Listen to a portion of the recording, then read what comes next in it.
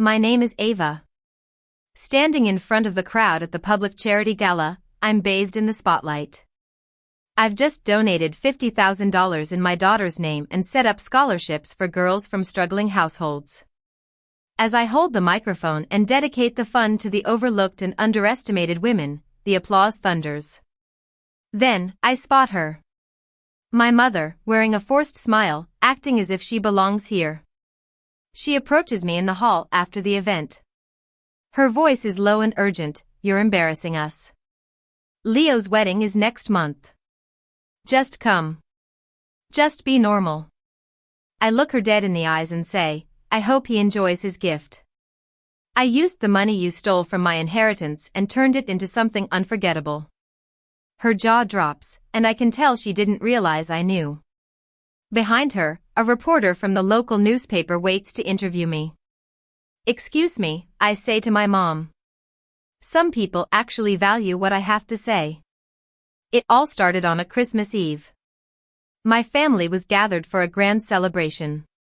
My mother, a vain and materialistic woman, always favored my sister Lily.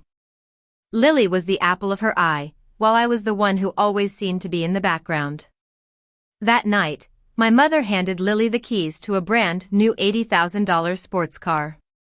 The room erupted in cheers, cameras flashed, and champagne bottles popped. Then, she turned to me, grinning wickedly, and held out an envelope labeled The Unwanted. Inside was a single sheet of paper with only one line, "You'll never be as good as her." I didn't let the tears well up. Instead, I took a deep breath and smiled. Let's see how you manage without the $8,500 I send every month, I said calmly. Her face paled, Lily's laughter died in her throat, and my father, a passive man who always went along with my mother's decisions, looked at me in confusion. I dropped the envelope and walked out of the party. The silence in the room was deafening. That night, I turned off my phone. For the first time in a long time, I felt a sense of peace. I didn't owe them any explanations, deposits, or rescues. The next morning, I skipped my usual bank transfer. The money that usually covered my mother's credit card bills, Lily's shopping sprees, and my father's business debts stayed in my account. I sat in a small, quiet coffee shop, savoring the luxury of saying no. By Tuesday, the messages started pouring in. Missed calls, group chat pings. Even Leo, Lily's fiancé, texted me. Hey, your mom's been asking for you. She said it's serious.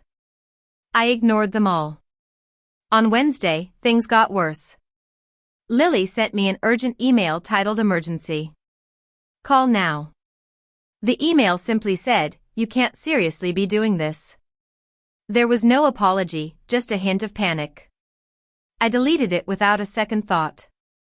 Thursday night, at around 1:30 a.m. There was a knock on my apartment door. I froze. Another knock, louder this time. Then my mother's voice, thin and shaky. Ava, we need to talk about the house. I didn't open the door. I watched her through the peephole, pacing back and forth, rubbing her hands, and muttering to herself. She was like a salesperson trying to sell a product.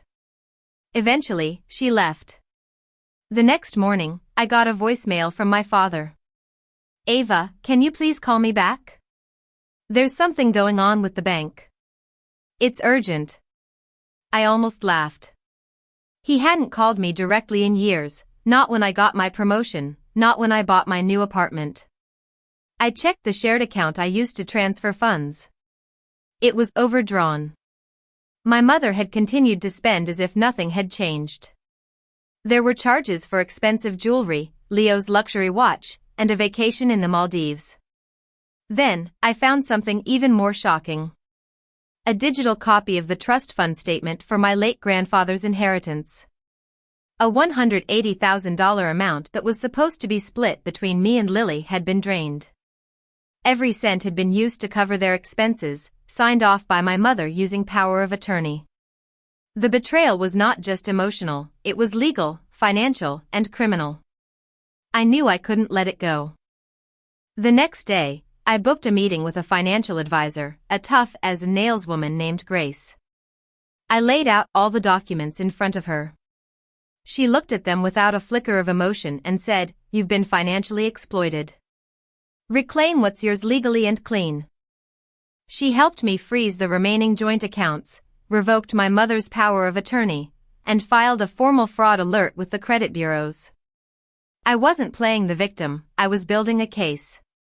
Later that week, I mailed 3 letters. One to my parents, one to Lily, and one to their mortgage lender. Each letter included a notarized statement that I was no longer financially liable for any of their debts. By Friday morning, chaos ensued. Lily called me 5 times, then sent a text, "You're seriously ruining everything over some stupid car?" My mother emailed, "This isn't how family works." But the final blow came from Leo. He left me a voicemail, his voice full of anger and disbelief. "Do you have any idea what you've done? Your mom's house might be repossessed." That's when I realized they never cared about losing me. They only cared about losing access to my money, my silence, and my obedience. I was done being the invisible and useful one. I was becoming the main character of my own life. After the charity gala incident, they tried to smear me online. There were subtle digs, passive-aggressive comments, and accusations of being dramatic and selfish. But I had all the evidence, screenshots, receipts, and legal records. A few days later, I walked into a law office with a thick manila folder. Inside was a full audit of the inheritance my grandmother left me. My mother had claimed it was tied up in taxes, but it turned out she had liquidated it 9 years ago.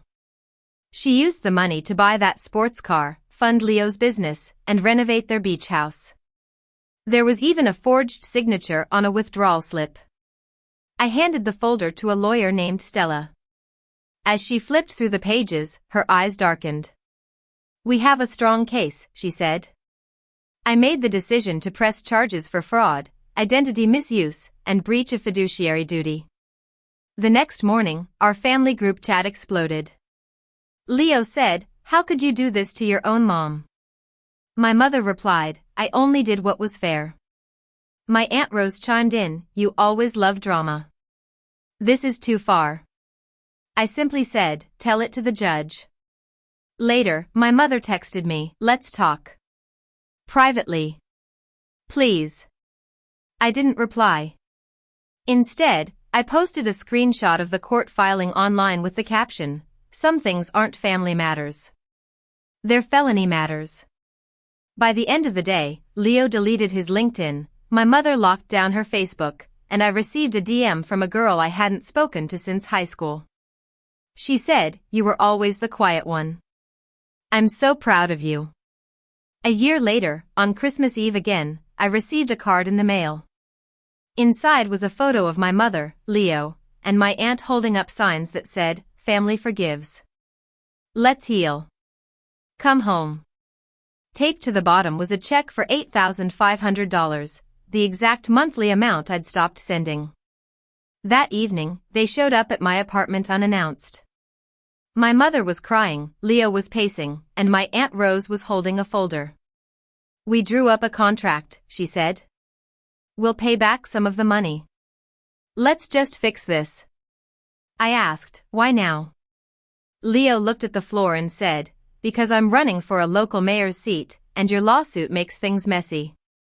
I stood there in silence for 10 seconds. Then I turned, pulled a file from my desk drawer, and handed it to them. It was a withdrawal letter from the family trust, the group chat, and every agreement that tied me to them. "You want forgiveness? Start with the mirror," I said. I opened the door and said, "And if you ever want to speak to me again, try showing up for something that isn't about money." They left in silence. This time, when the door shut, I didn't cry. I smiled. I used the $8,500 to start a micro-grant fund for women who wanted to escape toxic family situations. In the first month, there were 2 applicants. By summer, there were over 70. I changed my last name, changed my locks, and redefined what family meant to me. On the anniversary of the sports car betrayal, I hosted a quiet dinner at a local community center. There were 15 women who had been through similar experiences, all rebuilding their lives. We toasted with lemonade, and someone played soft music in the background. When they asked how I pulled through, I said, I stopped waiting for my family to love me right and started loving myself loudly. The next morning, I received a handwritten letter from my mother. You were always the smart one, the strong one. I just didn't want to see it. I know we've lost you, but I hope you never feel lost again. I folded the letter gently, not to forgive, not to forget, but to close a chapter. Then I lit a candle, opened the windows, and took a deep, slow, free breath. I didn't burn bridges, I built boundaries. And on the other side of those boundaries, I found peace, purpose, and a version of myself that no one could silence again.